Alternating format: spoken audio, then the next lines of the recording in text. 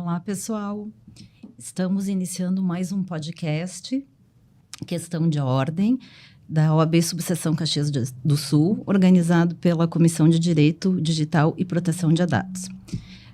O assunto hoje vai ser privacidade, proteção de dados e fraudes digitais. Eu gostaria de agradecer a presença do delegado de Polícia Civil, Dr. Emerson Wendt, especialista em investigação de crimes cibernéticos, professor da Academia de Polícia do Rio Grande do Sul, entre outras qualificações. O nosso convidado especial, André Mazeron, pós-graduado em Gestão de Segurança, instrutor de certificação da CESPRO para DPO e sócio fundador da Leverage Segurança da Informação. E a presença aqui da minha colega, advogada, Patrícia Montemeso, professora de Direito Digital da Universidade de Caxias do Sul, que vai conversar aqui, né, como mediadora com esses dois grandes profissionais hoje que estão aqui conosco. Olá, pessoal. A minha saudação, então, meu agradecimento, né, doutora Cíntia, por poder participar desse momento. É um prazer, uma honra para mim dividir, né, mediar essa conversa aí com o André, especialista, né, em segurança da informação, e o doutor Emerson, né, delegado que a longa data também atua nessa área. Bom dia, André. Bom dia. Bom dia não, né? Bom dia Olá. não. Olá, pessoal. Obrigado pelo convite. Pessoal, queremos também agradecer, né, o patrocínio da R Master Sul, assessoria documental. Doutor Emerson, tudo bem? É um prazer recebê-lo também. Olá, Patrícia. Olá, Cíntia. Olá, doutor André, professor André. Prazer estar com vocês aí nesse momento da discussão desse assunto bem importante. Pois é, então acho que, né, Cíntia, vamos começar a falar um pouquinho aqui sobre os crimes, né, especificamente os crimes que às vezes não são unicamente crimes, mas que são ilícitos, né, mas aproveitando a presença então do Dr. Emerson, né, delegado. Dr. Emerson, assim, pela sua experiência enquanto delegado, quais são os crimes, os golpes atualmente mais usuais? Porque realmente, né, acredito que são situações que a cada semana, a cada mês, enfim, periodicamente, novas situações surgem, né? Atualmente, assim, o que o senhor poderia destacar para nós com relação a isso, né? Quais são os golpes mais recentes aí? Bom, olha, nós temos uma infinidade de golpes que são praticados hoje em dia e todos com a possibilidade de enquadramento nessa nova normativa de 2021, que é a chamada de fraude eletrônica, ou seja, nosso legislador compreendeu o momento, né, especialmente da pandemia, onde o criminoso migrou do mundo físico para o mundo digital e ampliou sobremaneira, né? No Rio Grande do Sul a gente só via notícias nesse período de dobro de ocorrências em relação ao período anterior, e às vezes era em relação ao mês anterior, ao semestre anterior, ou ao ano anterior.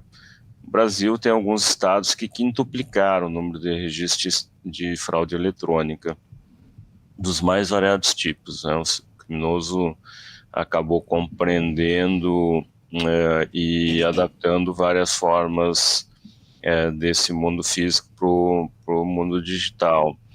E os mais comuns hoje em dia são aqueles que são baseados na lógica do romance scam, ou da pescaria amorosa, né? Ou seja, que utiliza uma fragilidade momentânea da pessoa, seja do sexo masculino, do sexo feminino, e acaba aproveitando essa interação, obtendo dados íntimos, e quando eu falo dados íntimos, muitas vezes são imagens, são vídeos, e a partir daí fazendo algum processo de extorsão. Isso geralmente homens são vítimas, né? Então nós temos aí golpe da novinha, golpe dos nudes, são golpes relacionados a essa exploração. A mulher também é vítima desse tipo de crime, porém a fraude eletrônica ela fica mais latente, porque o criminoso acaba por conseguir manter a mulher ativa no suposto romance virtual e com isso criar situações em que ela repassa valores supostamente para uma viagem, para que ocorra o encontro, algum problema financeiro do Dom Juan lá do outro lado, né? Ou seja, tanto é que é chamado de golpe do Dom Juan, né? Então, infelizmente, bastante comum.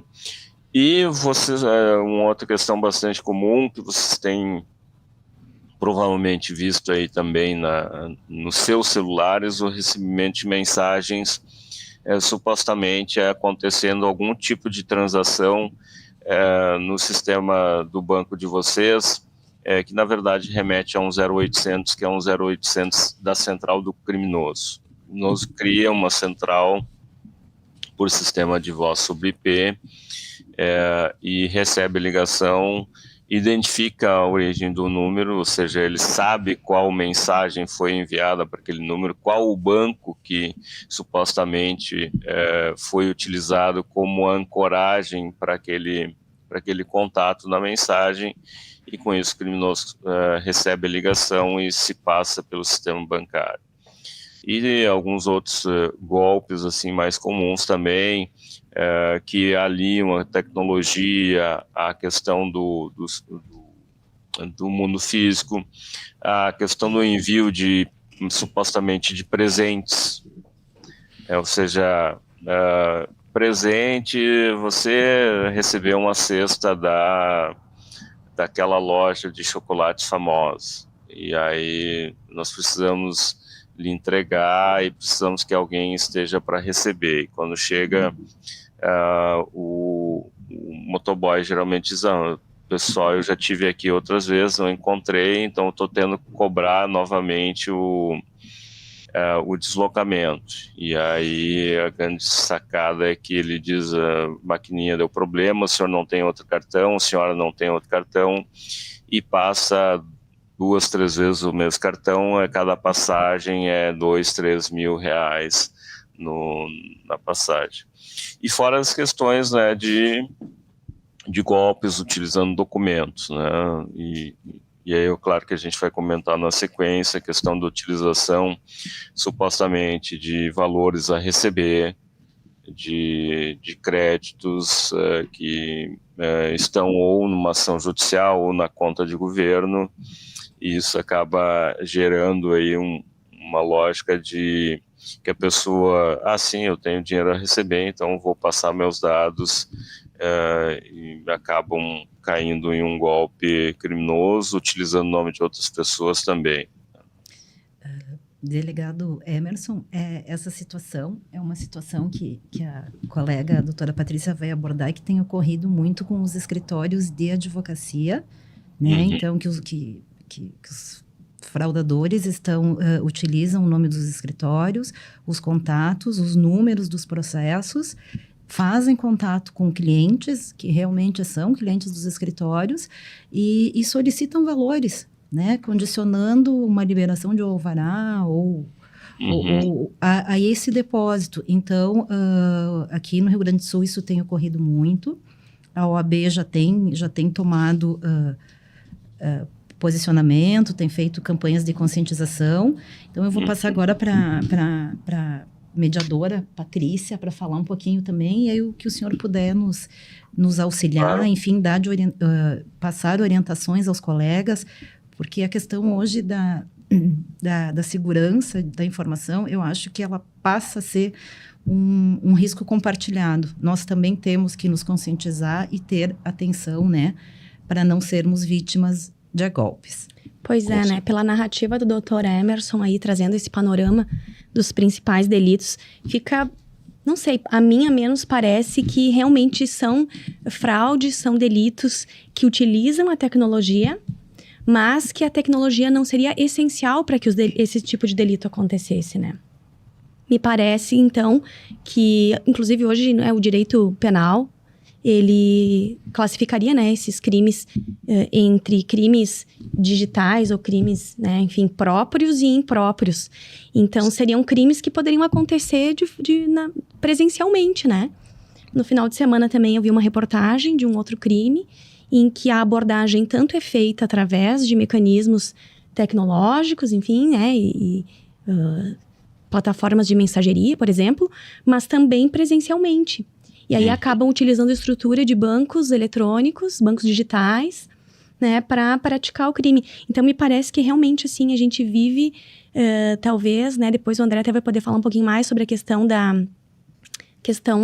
segurança da informação, mas que talvez o que a gente precise é realmente um pouco mais de educação digital, né? Para evitar que as pessoas acabem sendo envolvidas nesse tipo de situação. E com relação a essa situação que envolve os advogados, realmente, sim, nós temos aqui na OAB Caxias, inclusive, um serviço de ouvidoria, e com bastante frequência nós recebemos relatos, né, de colegas que mencionam que os seus clientes teriam sido vítimas desse tipo de crime, né, de extorsão. E as pessoas acabam realmente ficando vulneráveis porque são informações públicas, né, o número do processo, o nome das partes, a vara judicial, quem é o advogado, são informações públicas e precisam ser assim, né? Sim. E então, assim, o que o senhor acha, doutor Emerson? Realmente faz sentido isso? São os crimes impróprios mesmo? Onde é que está essa maior vulnerabilidade? Está na tecnologia? Está nas pessoas? Como é que o senhor vê isso? Na verdade, não existe 100%... o professor André vai falar isso também, não existe sistema 100% seguro, né? Por quê? Porque tem um ser humano lidando com esse sistema. Então, a vulnerabilidade principal, sim, mais de 90% das vulnerabilidades estão justamente na falha humana, na lógica de não compreensão de que aquilo é uma fraude, o criminoso ele utiliza a engenharia social com alguns gatilhos.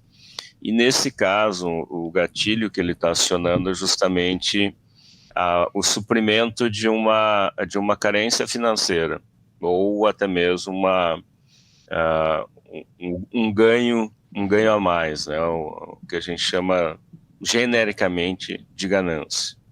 Não estou dizendo que as vítimas são gananciosas, mas a lógica é utilizar esse gatilho para que as pessoas realmente caiam nesse golpe, repassem informações, repassem dados para que haja justamente o ganho indevido por parte do criminoso.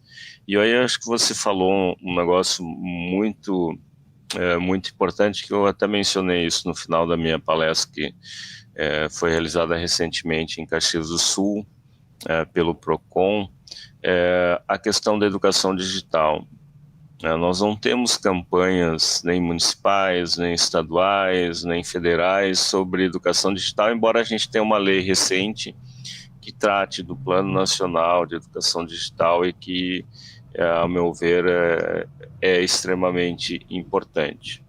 A outra questão que a gente sempre refere, porque uma coisa é o processo ser público, Patrícia, outra coisa são os serviços que capturam informações de processos públicos e vendem esse serviço. Então, quando você pesquisa na internet sobre Emerson Venta, ele vai direcionar para um site para ver se o Emerson tem processo ou não tem processo. Não sei se dá para falar o site aqui, mas acho melhor não. Mas precisa, doutor. Conhecemos. Todo mundo conhece. Mas assim, o professor André deve falar também, esse é expert nisso, a gente tem possibilidade de notificar esse site e remover esse conteúdo. Então foi o que eu orientei no dia, nessa palestra em Caxias, tinham vários advogados presentes também, de utilizar essa ferramenta, ou seja, se o meu nome aparece nesse site, utilizar a ferramenta de desindexação dessa informação nesse site, protegendo os meus dados como advogado e os dados do meu cliente naturalmente. E o site cumpre, doutor? Deveria cumprir,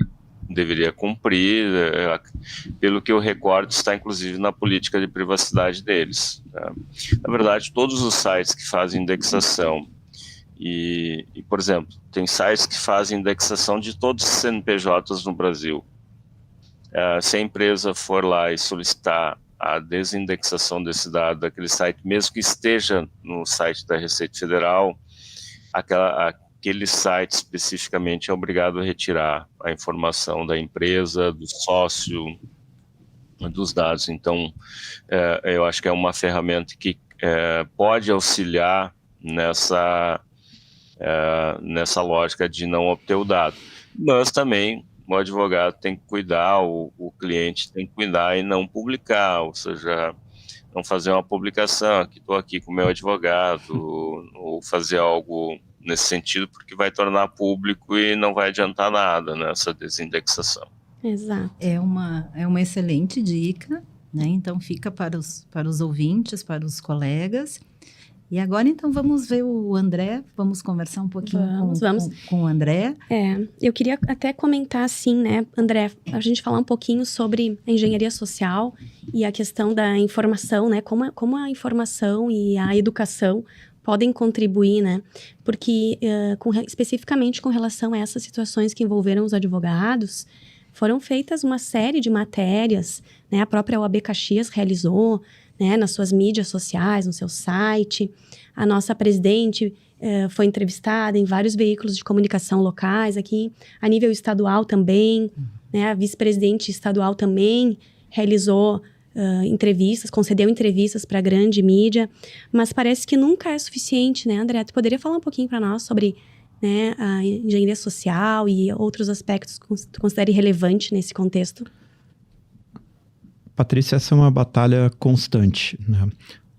Eu diria o seguinte, por mais conscientização que a gente faça, sempre vai ter um público ainda vulnerável. E eu até proponho um exercício, assim, se a gente fosse perguntar na rua agora, para as pessoas que daqui a pouco têm algum tipo de processo na justiça, qual o percentual delas que sabe que esses processos, tirando aqueles processos que são sigilosos, qual percentual que sabe dizer se essas informações são públicas ou não? A maioria das pessoas vai achar que essas informações são sigilosas. Pelo simples fato de, não, processo judicial, eu suponho que essa informação seja sigilosa. No momento que a pessoa passa a ter noção de que esses dados são públicos, bom, já é uma primeira linha de defesa a pessoa começar a fazer um exercício interno mesmo de dizer, bom, se essa informação é pública, eu já sei que eventualmente alguma parte mal intencionada pode fazer algum uso dessa informação contra mim. Desconfiar, né, André? Então, a conscientização ela tem que ser constante e eu acho que caberia divulgar um pouquinho mais sobre a publicidade ou não dessas informações para que a pessoa possa se defender desse tipo de coisa. Se a gente faz um paralelo, por exemplo, com a questão de número de CPF, mais ou menos todo mundo já percebeu que o número de CPF é uma informação que praticamente é pública, dado a quantidade de locais onde a gente já passou essa informação, dado a quantidade de vazamentos que já teve desse tipo de informação. Então, tu mais ou menos já assume, bom, todo mundo sabe meu número de CPF, eu tenho como obter ele de forma trivial. Ok, tu já fica um pouco mais esperto em relação à utilização dessa informação contra ti. Então, a conscientização ela é essencial. Porque os golpes eles vão variar com o tempo, mas a tecnologia vai variar com o tempo. Mas se a gente soubesse preparar contra esses ataques de engenharia social que usam esses gatilhos mentais da ganância, como o Dr. Emerson colocou, ou do medo, que é também outra coisa bastante comum, né? Você vai receber algum tipo de notificação dizendo, olha, você tem que tomar uma ação urgente aqui, senão algo de ruim vai acontecer. Né? Vamos bloquear sua conta, você vai ter um prejuízo financeiro, etc. E a pessoa age por medo. Se a gente sabe se a gente é ensinado que os golpistas usam esse tipo de gatilho mental contra a gente, é uma barreira a mais de proteção que a gente pode ter contra esse tipo de ataque. Também gostaria de comentar que alguns desses golpes que a gente está falando, e isso até foi de certa forma mencionado, eles são os mesmos desde sempre, desde que a humanidade existe. Simplesmente a tecnologia viabilizou uma nova forma desses golpes acontecer, onde o criminoso consegue estar mais distante geograficamente da sua vítima. Mas se a gente pega, por exemplo, esse golpe do Dom Juan digital, bom, gente, se a gente pega a literatura de 500 anos atrás, a gente vai achar, né, golpistas se fazendo passar por alguém que não eram para extrair dinheiro da viúva rica lá, né? Não vão faltar exemplos. Então, os golpes são os mesmos, eles só mudaram de plataforma. E, na real, mesmo os golpes analógicos, eles continuam acontecendo. Se a gente pega golpe do bilhete premiado, por exemplo, tem relatos quase semanais do meu bairro, onde eu moro lá, de tentativas de aplicação desse golpe que não envolve tecnologia. Então, a gente precisa trabalhar muito forte a questão de conscientização das pessoas contra esse tipo de ameaça que envolve explorar o comportamento humano.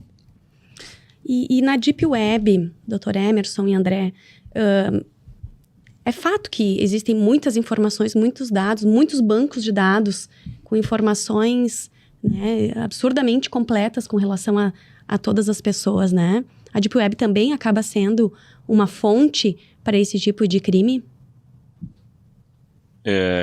A Deep Web, na verdade, representa mais de 90% da internet, então tem muita informação lá. Vocês provavelmente utilizam Deep Web todo dia, e na verdade essa lógica de que a Deep Web é só usada para o lado obscuro da força, por assim dizer, é mito, né? Isso é um mito que foi criado, quando na verdade a gente utiliza todo dia.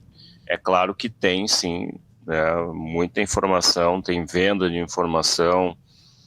Eu sempre digo que se você perder um pendrive e alguém com uma má índole encontrar, provavelmente vai colocar as informações à venda na Deep Web, né, em algum local, porque toda e qualquer informação hoje tem algum tipo de valor, né, financeiro.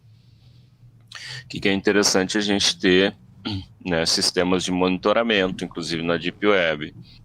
Então, quando você, por exemplo, paga um gerenciador de senhas, que as pessoas hoje gostam de utilizar a mesma senha para várias aplicações diferentes.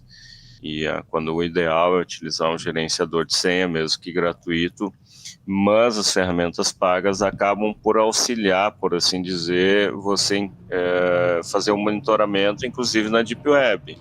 Então, eles vão retornar, eventualmente, dados de que seu e-mail, seu telefone, seu nome circulou em algum banco de dados ilegal na Deep Web também.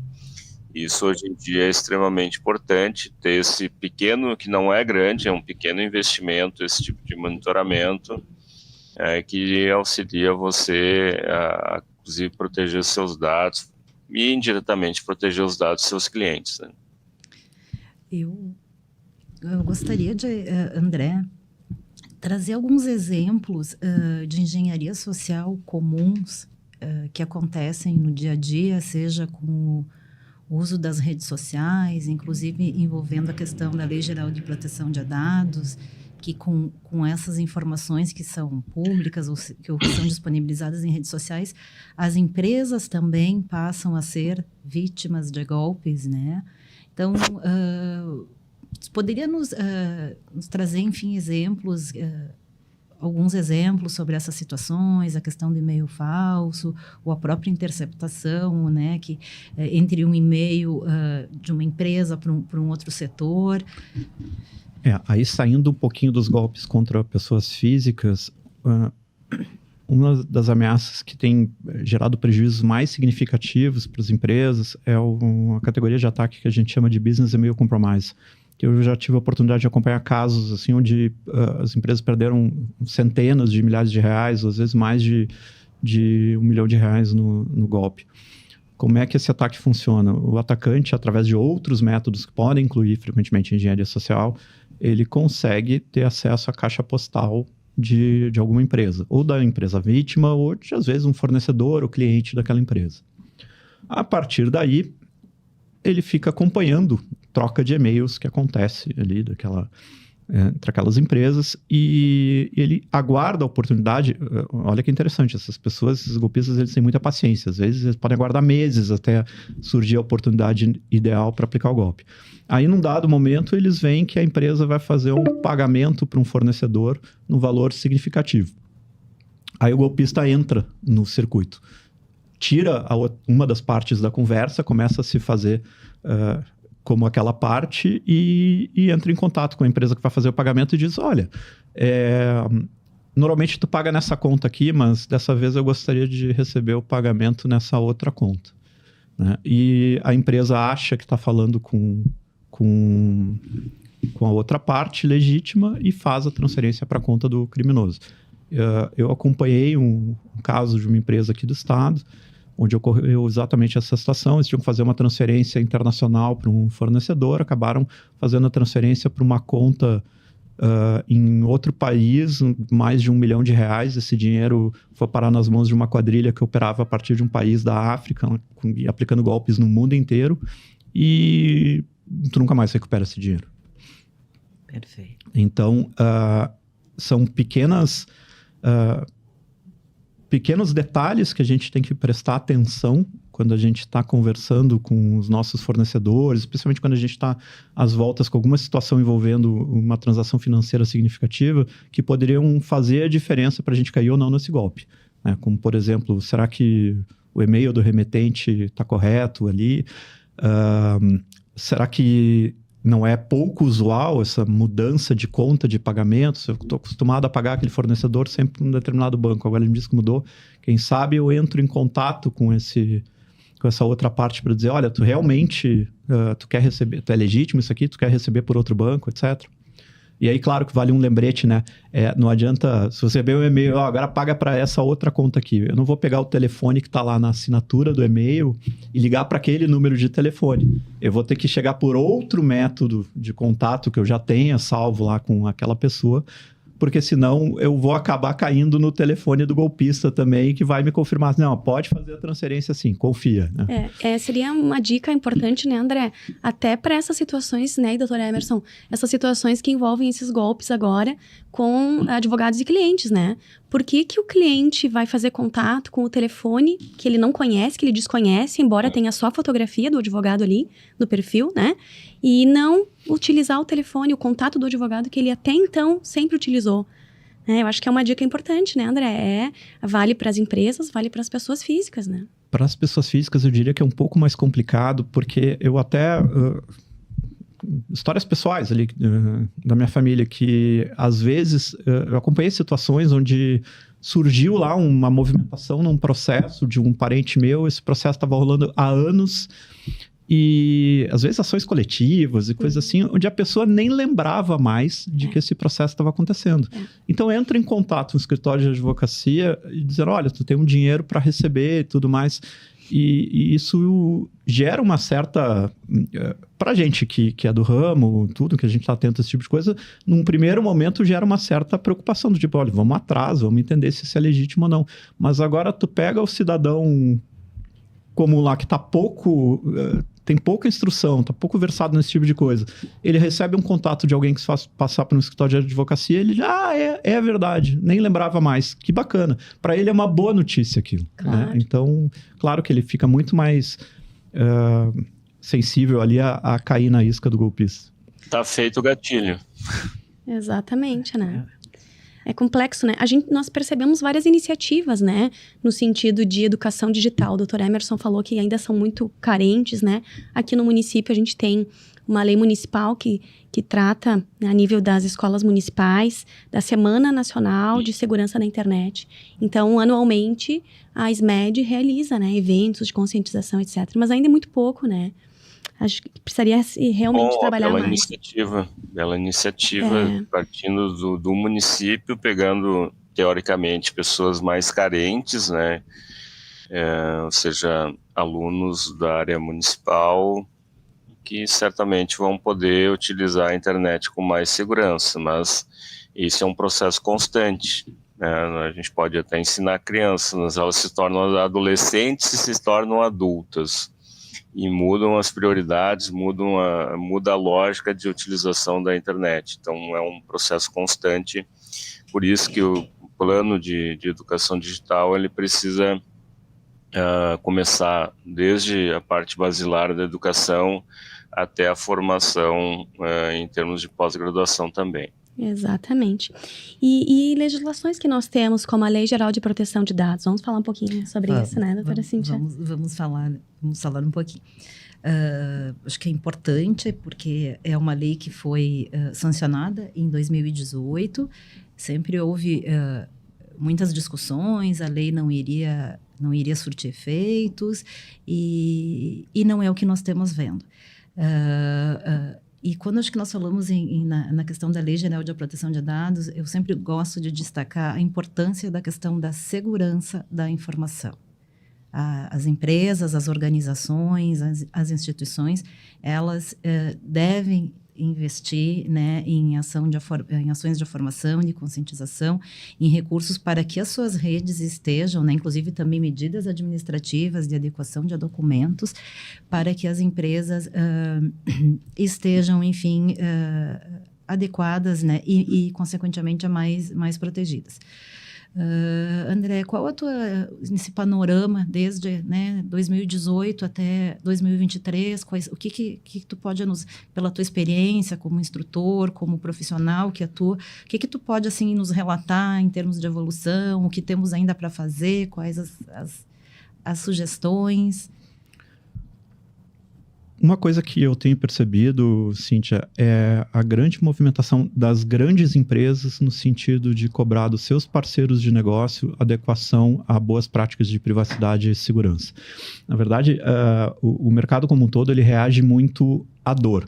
A gente teve toda a questão da Enron nos Estados Unidos, que foi um caso seríssimo de fraude financeira que gerou uma série de movimentações, né? A gente teve legislações como Sarbanes-Oxley, que vieram a reboque disso. Depois a gente teve o PCI-DSS, que é uma normativa das empresas de cartão de crédito, que surgiu como resposta a um grande incidente de vazamento de cartões de crédito.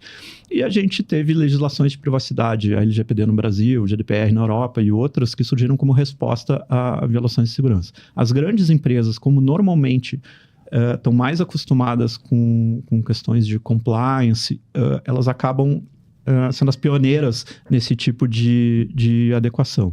E o segundo movimento natural é o seguinte: bom, não adianta eu me preocupar com privacidade se o meu fornecedor com o qual eu compartilho dados pessoais dos meus clientes, funcionários, assim por diante, não se preocupa também. Então a gente tem visto muito forte o movimento de pequenas e médias empresas serem cobradas pelos seus grandes clientes, grandes parceiros de negócio, para atender requisitos de privacidade também. O que eu vejo como algo extremamente positivo. Oh. E é importante, né, André? Eu acho que a adequação LGPD também pode representar um mecanismo de prevenção e proteção a essas fraudes eletrônicas e golpes e crimes, enfim. Ela ajuda no sentido de que reduz o risco das nossas informações irem parar nas mãos erradas. Então, se todo mundo fizer essa parte, né, a gente consegue controlar melhor por onde as nossas informações, nossos dados pessoais estão circulando. Não sei se tu quer explorar um pouquinho mais essa questão da segurança da informação, abordar algum aspecto que tu acha importante, assim, porque é um tema que agora estamos vendo, inclusive, profissionais da advocacia, né, se apropriando dele para poder atuar em vistas à LGPD, mas assim, em linhas gerais, o que a gente poderia falar, o que representa, o que é a segurança da informação? Bom, numa definição mais formal, segurança de informação é buscar garantir a integridade, confidencialidade e disponibilidade da informação. Qualquer violação que eu tenha num desses três pilares significa um incidente à segurança da informação. Mas eu queria trazer um outro aspecto, Patrícia, que a gente não comentou até agora, que é o seguinte: a necessidade dos escritórios de advocacia cuidarem da sua própria segurança, da segurança das suas informações também. Uma das técnicas mais comuns, um dos ataques mais comuns que acontecem hoje em dia ainda são os ataques de ransomware, os ataques de sequestro de dados, onde o atacante captura as informações, encripta os dados, cobra um resgate para devolver o acesso da empresa àquelas informações, e hoje em dia também faz uma segunda camada de extorsão, que é: se tu não pagar o resgate, os teus dados vão ser publicados na internet. E escritórios de advocacia não estão imunes a esse tipo de golpe. Eu acompanhei o caso de um escritório de advocacia, por exemplo, que foi vítima de um ataque de ransomware, e por uma série de fragilidades na forma com que eles lidavam com a informação, eles só conseguiram... Eles se recusaram a pagar o resgate. O resgate era alguma coisa em torno de uns R$2 milhões. E por uma fragilidade do processo de backup das informações que eles tinham, eles só conseguiram recuperar dados até 2017. Isso foi em 2021, então eles perderam 4 anos de informação no servidor de arquivos dele por conta dessa fragilidade. Então fica o recado aqui para história de advocacia se preocuparem com a segurança do seu próprio ambiente. Porque esse golpe, ele não vê porte de empresa, ele não vê área de atuação, qualquer organização está sujeita a ser vítima desse tipo de ataque. Ok. Bom, pessoal, nós vamos quase nos encaminhando para o encerramento desse excelente bate-papo, dessa troca de informações e compartilhamento. Eu tenho mais uma pergunta para o delegado Emerson. Como é que estão, assim, em nível de investigação policial? As nossas... as delegacias, elas estão preparadas para lidar com todo essa engenharia e os golpes cada vez também estão sendo aprimorados. Como é que está essa, né, em linhas gerais, né, o que o senhor pode nos informar em relação à parte de investigação? Bom, isso foi resultado da minha tese agora de doutorado que eu defendi em abril de 2023, onde eu fiz uma análise nacional disso, não só da estrutura, mas também a partir da perspectiva de quem trabalha em investigação cibernética. E nós temos 4 estados que não têm delegacias ainda instaladas no Brasil.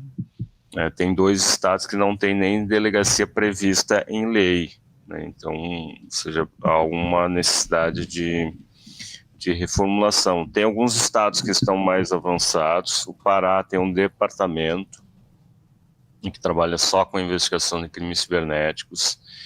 Inclusive, sugeri publicamente isso ao governador Eduardo Leite aqui no estado, que pudesse criar um departamento. Fiz uma sugestão, inclusive, no antigo Twitter, agora X, nesse sentido, para que ele pudesse elaborar, né, a estruturação de um departamento nessa área. Aqui no estado a delegacia existe desde 2010, praticamente. Mudou recentemente para incluir a questão de fraude na parte investigativa, mas mesmo assim ela está linkada, por exemplo, ao DEIC, que é o Departamento Estadual de Investigações Criminais. Então vai tratar não necessariamente todos os casos do estado e nem teria como. Então a lógica sempre, né, e isso é uma lógica que surgiu a partir dessa análise nacional, sempre deveria ser trabalhar não necessariamente a estruturação de um órgão, mas a qualificação e a capacitação de todos os policiais hoje, porque 60%, 70% das investigações, eu não falo em investigação de crimes cibernéticos, falo de todas as investigações, elas têm uma correspondência com a questão tecnológica digital. Então, os policiais precisam ter conhecimento do que coletar, como investigar, como buscar informações, como preservar a cadeia de custódia, dentre outros aspectos, né? Então... Doutor Emerson, nós acabamos sempre, quando recebemos lá na OAB Caxias, por exemplo, né, relatos de colegas que estão tendo seus clientes como vítimas desses golpes que nós comentamos recente. A orientação sempre é registrar o boletim de ocorrência, é certo, doutor? É isso? Sim, sempre registrar o boletim de ocorrência e, de preferência, até mesmo antes de registrar o boletim de ocorrência, proteger a conta bancária, proteger os dados de cartão de crédito, ligando para a administradora, ligando para o banco, e também protegendo as redes sociais, ou seja, revisando a configuração, coletando os dados e aí sim fazer o registro de ocorrência. É isso, né? Acho que não tem muito além disso que se possa fazer, né? Quando a situação já aconteceu, né? É mais complexo, mas é sempre bom evitar novos danos. Então, por isso, a questão de, antes de fazer o registro de ocorrência, fazer dar essa atenção necessária aos dados bancários, aos dados de cartão de crédito, aos dados pessoais, né? Então, eu acho que teríamos muito, né? Teremos muitos assuntos ainda, né? Espero que esse, quem sabe, seja o primeiro de vários outros encontros para que a gente possa debater esse tema que nos é tão caro. E gostaria de agradecer, então, a presença do delegado Emerson, a presença do André, que se deslocou, veio de Porto Alegre aqui conversar conosco, a presença, né, aqui da mediadora, da minha colega, a doutora Patrícia, que contribuiu muito também com o seu conhecimento.